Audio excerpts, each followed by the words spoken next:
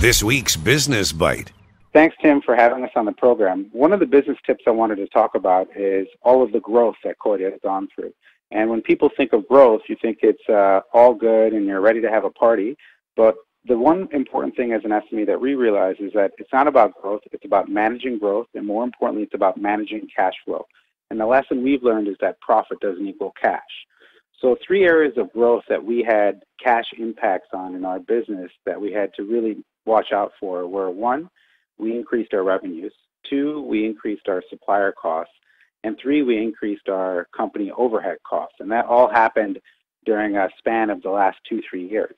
Now, what a lot of SMEs or entrepreneurs don't realize is that when their revenues increase, the cash outstanding to their customers increases. So, for example, if we have net 90-day payment terms with the company and we're selling $100 a month, that means we have $300 outstanding. As we grew and we doubled our revenues, for example, we went from $100 to $200 a month, our cash outstanding became $600 total.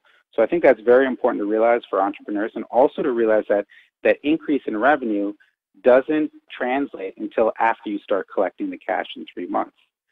The second thing that we saw as a challenge is that our supplier costs increased because we had to buy more products. So our suppliers in the beginning were charging us up front, or we had, to pay them against goods. And then the third area that we had cash impact on was our overhead. So as our sales increased, we hired more salespeople, and then we needed bigger offices, and the landlords wanted upfront payment for their 1-year rent. So what we did to manage our cash flow issues in those 3 areas was quite interesting. One, on the revenue side, we didn't want to stop revenues, but what we did is we became more picky with the customers that we sold to. So we would get rid of customers that weren't paying on time, or we would focus on customers that gave us preferable payment terms. On the supplier side, we used our growth as an opportunity to go back to them and renegotiate payment terms.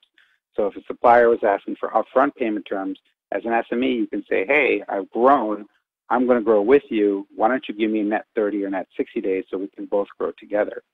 Another interesting tip is that sometimes it might even be interesting to offer a supplier 1 or 2% more for an extra 30 days payment terms, and that in fact might be cheaper than borrowing from a bank.